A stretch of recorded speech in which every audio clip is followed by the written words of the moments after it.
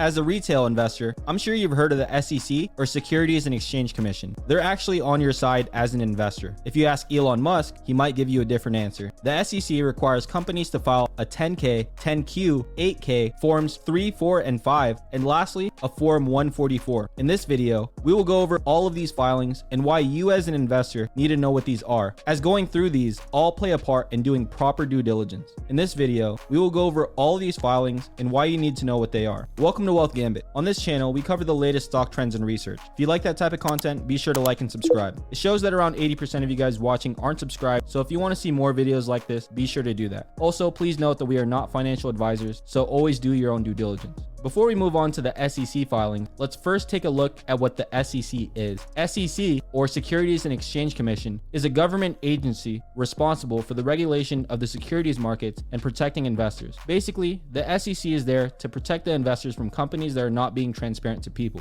On the other hand, SEC filings are a set of periodic financial statements and other disclosures that public companies, certain company insiders, and broker-dealers are required to file. These filings are not a matter of if the companies want to disclose the documents or not, because it is a must, or else the SEC will come for them. I'm sure everyone remembers when the SEC came for Elon Musk. The result was Elon Musk and Tesla had to pay $40 million in penalties. Even one of the world's richest men have to follow what the SEC says. But there is a reason for this. The stock market crash in 1929 made a lot of investors lose their confidence in investing and in the markets. In one single day, billions of dollars were lost and many investors were affected. The United States of America and the rest of the industrialized countries faced the Great Depression, which lasted for about 10 years from 1929 to 1939. This incident led to the creation of the SEC, signed by the late President Franklin D. Roosevelt. Now that we know that, let's take a look at some of the most common forms/filings. Let's talk about the 10K. And no, we're not talking about the long distance running competition. We're talking about the Form 10K. I'm sure you've at least heard of this by now. This is what Warren Buffett reads for fun every day. Form 10K is a comprehensive analysis of a company's financial condition, which is submitted annually. But this is not an annual report. Form 10K is more detailed but lacks photos and graphics, while the annual report is more user-friendly. 10K has different parts, such as a business summary, which describes the company's operations. It includes information about the business segments, products and services, subsidiaries, markets, research and development, and other important details about the company. Next is the management discussion and analysis, where the company explains its operations and financial results for the past year. Then the audited financial statements. Financial statements are a lot to go through, but at the same time, so important to understand.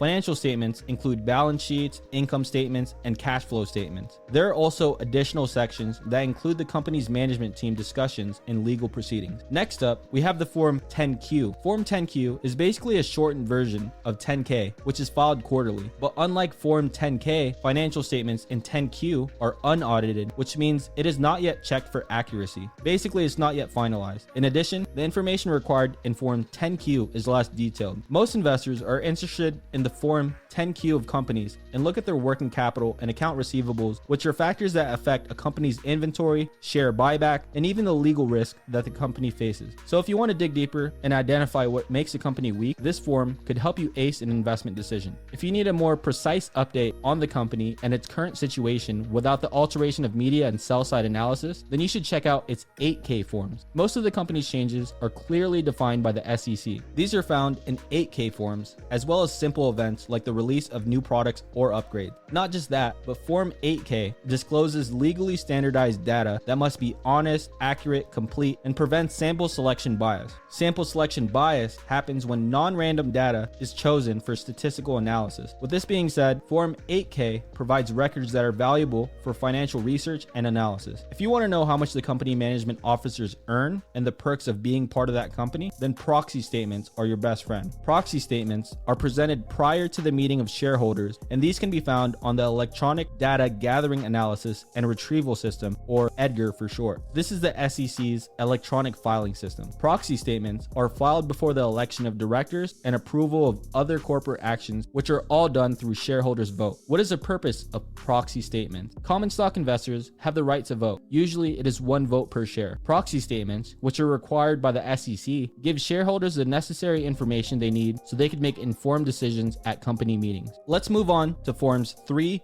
4, and 5. Corporate insiders are the ones who are required to file these forms. Corporate insiders can either be beneficial owners of above 10% of a class of the company's equity, which is registered under Section 12 of SEC's Act of 1934. It can also be a senior officer or a company director. Let's do a breakdown of these forms. Form 3, or Initial Statement of Beneficial Ownership of Securities, is an initial filing where the ownership amounts are being disclosed. So when a person becomes an insider, it's a standard operating procedure that Form 3, or the Initial Statement of Beneficial Ownership of Securities, must be filed initially to disclose his or her ownership of the company's securities. Form 4, or Statement of Changes in Beneficial Ownership, is filed when there is any material change in the holdings of a company, and corporate insiders are required to file this form to the SEC. When insiders initiate transactions that cause a material change in their portfolio, Form 4 should be filed. These include transactions involving common stock, derivative securities or options, warrants, and convertible securities. Now, this is what you see in public websites, where you can notice how much insiders own the company's market cap today. Form 5, or Annual Statement of Changes in Beneficial Ownership, is basically a Form 4, but is filed annually. When corporate insiders fail to report any significant change in their portfolio that should have been on Form 4, this is how Form 5 enters the scene, aka the Annual Statement of Changes in Beneficial Ownership. Other than preventing illegal insider trading, Form 5, along with Form 3 and Form 4, could help you trace down the movement of corporate insiders, which, by the way, could tell you if the stock is bullish. If more of them are buying, then you're probably on the right track. Lastly, the Form 144, or the Notice of Proposed Sale of Securities. This form is also filed by corporate insiders who want to dispose of restricted company stocks they own, or those stocks that are typically not involved in a public offering. It must be filed with the SEC if there's an order to sell the company stocks during any 3-month period and the stock exceeds 5,000 shares or is worth $50,000. To recap, Form 10K is a comprehensive analysis of a company's financial condition, which is filed annually. Form 10Q is also an analysis of the company's financial condition, but it's filed quarterly and financial statements are unaudited. Form 8K is an update of the company's condition, which is not altered by media. Proxy statements give investors necessary information before an event so that shareholders can make informed decisions. And Forms 3, 4, 5, as well as 144 are forms concerning corporate insiders. So what is the point of understanding these forms? These forms will give you a more accurate look at the company data. Knowing the facts and whereabouts of the company would help you as an investor and decide if it's a good idea to invest in the company. A lot of investors just go with the flow and decide based on external factors like friends' recommendations,